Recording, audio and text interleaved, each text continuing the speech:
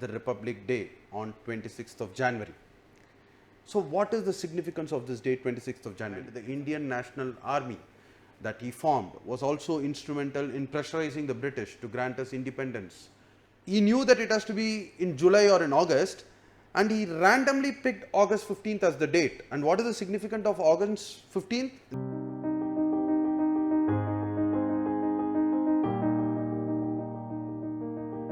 Hi friends, welcome. Last Saturday, I did not release a video because most of you may be aware, my maiden novel, A Madras Mystery, got released last Saturday. It's a mystery suspense novel based in the historic city of Madras, Chennai as it is called now. People who live in this city will be very excited to know a lot of facts about the city in the novel, along with the suspense or the mystery that goes along with it. And people outside of the city, I'm sure, will also enjoy it. So all you book lovers out there, if you are interested in getting a copy, you can always click on the link given in the description. But now to the topic of the day. So in 3 days time, we are going to celebrate the Republic Day on 26th of January.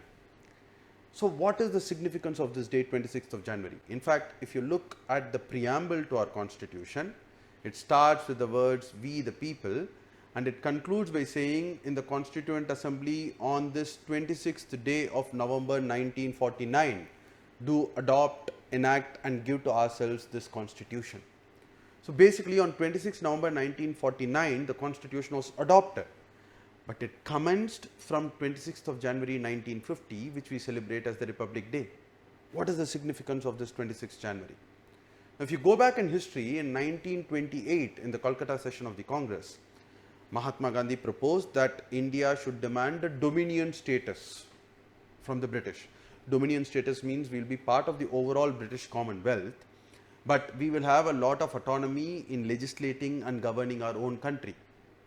It was opposed by Netaji Subhash Chandra Bose, Pandit Jawaharlal Nehru at that point of time, but Mahatma Gandhi insisted that we demand dominion status, and a resolution was passed in the Kolkata Congress in 1928.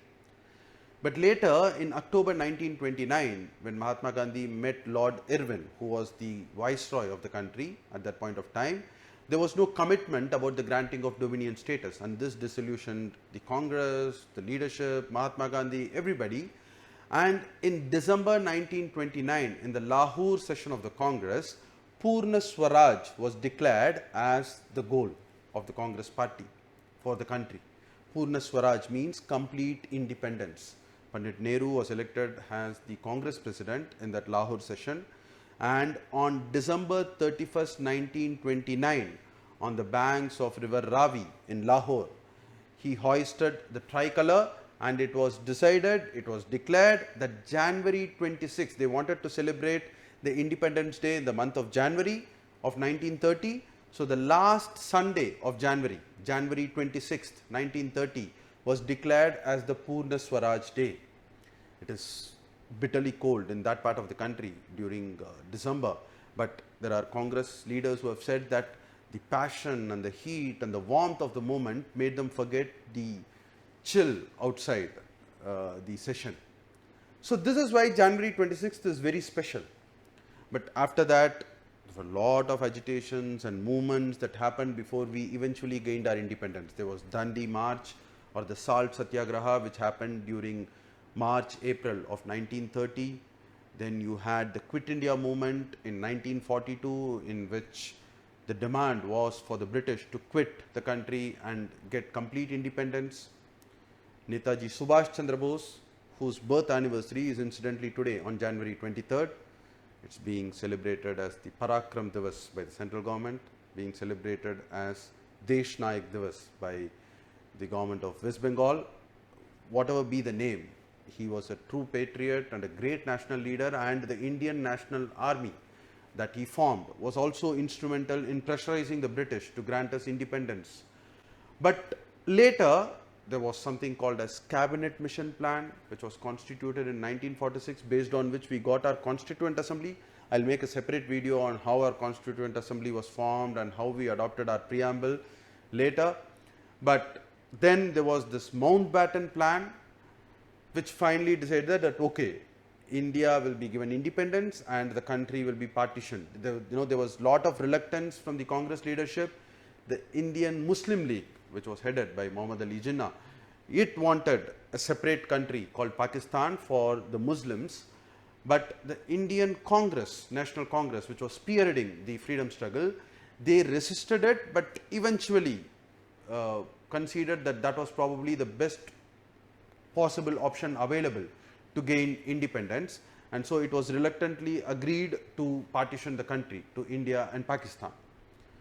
And the date was set as before June 1948. The transfer of power was to be done before June 1948. But there was so much of action which was happening in the country, lot of issues surrounding the partition and so on and so forth. And so it was decided that it will be given much earlier, because it was expected that this will happen only around December, January of 1947-48. And so January 26th would have ideally been the Independence Day of the country as well, but it had to be advanced because of the evolving situation. And in fact, Lord Mountbatten, who proposed the Indian Independence Act during July of 1947, he was asked by the Britishers as to what date have you set for the transfer of power and the independence of the country. And he knew that it has to be in July or in August, and he randomly picked August 15th as the date. And what is the significance of August 15th? In the words of Lord Mountbatten itself, it is the day on which the Emperor of Japan, 2 years before that, in 1945, after the Hiroshima and Nagasaki bombings, it was on August 15th, 1945, that the Emperor of Japan surrendered formally. The Japanese surrendered formally to the Allied forces, which brought the World War II to an end. And it was that date which was stuck in his mind, and he so said that I will transfer power by August 15th, 1947. And then the Indian Independence Act was passed in the British Parliament, and August 15th, 1947 was set to be the Independence Day for the Republic of India. So we gained independence on August 15th, 1947.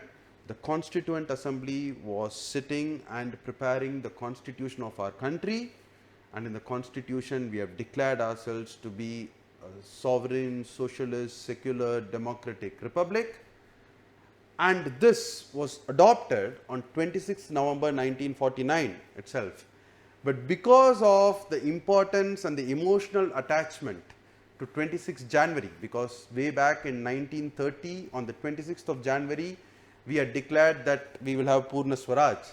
And in memory of that, in honor of that, 26th January 1950 was the day when the constitution commenced, and that is why we celebrate 26th January 1950 as the Republic Day every year. In fact, I always think of it, 26th of any month in the recent past has not been a very happy experience, right? We had the tsunami which struck on 26th of December 2004. There was a Gujarat earthquake which really devastated the Kutch region way back on 26th of January. There was the Mumbai attacks which also happened on 26th of November in 2008. But let us forget all those bitter memories associated with 26th and really celebrate the 26th of January 1950 and ensure that we uphold the constitutional values of this great republic. Wishing you all a very happy Republic Day. Jai Hind.